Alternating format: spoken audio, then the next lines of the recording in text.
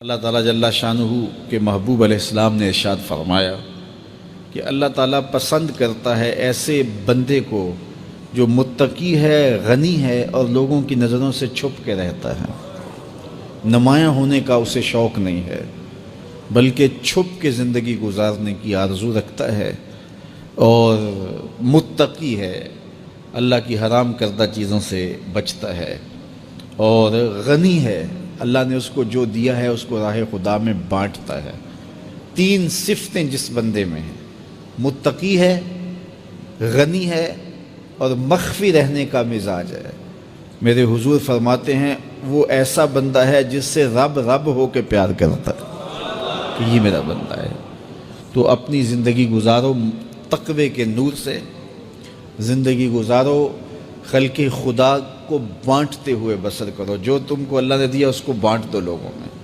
اور تیسری خوبی کہ لوگوں میں نمایاں ہونے کا، آج کل تو جب سے یہ سیلفی آئی ہیں تو اس شوق کو تو مہمیز لگ گئی ہے نا، یہ تو شوق آسمانوں پہ جا کے چڑھا ہر بندے کو نمایاں ہونے کا۔ آج تو عمرے بھی کیش ہوتے ہیں، طواف بھی کیش ہوتے ہیں، نمازیں بھی کیش ہوتی ہیں، سجدے بھی کیش ہوتے ہیں، اور انتہا ہو گئی رسول اللہ کے در پہ جو حاضری ادب والی تھی وہ بھی کیش ہو رہی ہے۔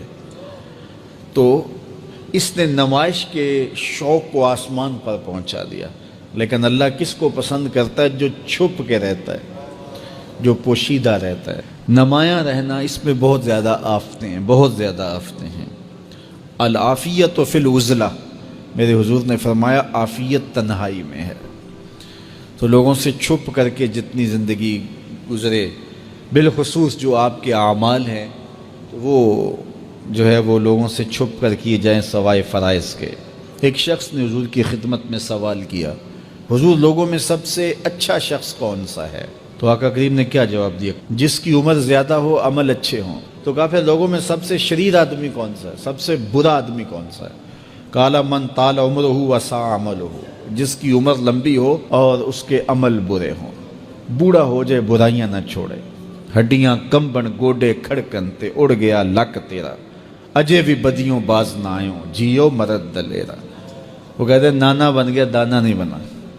تو جس کی عمر زیادہ ہو لیکن اس کے عمل کرتوتیں اچھی نہ ہوں، بوڑھا ہونے کے باوجود بھی شرارتیں کرتا ہو، دو آدمیوں کو لڑاتا ہو، میاں بیوی کے درمیان تنازع کھڑے کر دیتا ہو، خاندانوں کے اندر شر پھیلاتا ہو، لڑائیاں پیدا کرتا ہو، متکبر ہو، اس کی چال ڈھال متکبرانہ ہو، اس کی نظر میں حیا نہ ہو، اس کی زبان گندگی اور غلاظت بکتی ہو، گالیاں دیتا ہو، عمر ہو گئی ہے لیکن اس کے عمل اچھے نہیں۔ فرمایا سب سے اچھا شخص دیکھنا ہے تو وہ ہے کہ جس کی عمر زیادہ ہے، عمل اچھے ہیں۔ سب سے برا شخص دیکھنا ہے تو وہ ہے جس کی عمر زیادہ ہے، عمل برے ہیں۔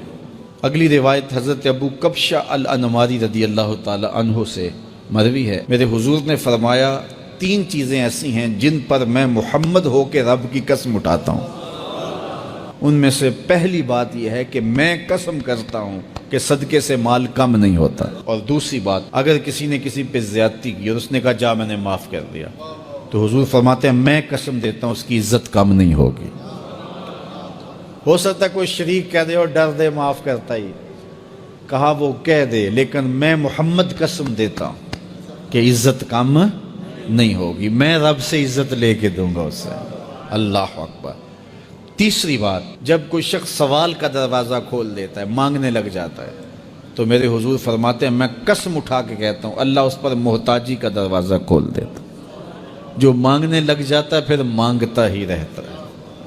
ہم نے دیکھا کچھ لوگ بچپن سے مانگتے ہیں، بڑھاپے تک مانگتے رہتے ہیں، ان کی کبھی ضرورت پوری نہیں ہوئی۔ یہ قرض مانگنے کی عادت جس کو پڑ جائے تو وہ بھی ساری زندگی قرض ہی مانگتا رہتا ہے، ہر وقت مقروض۔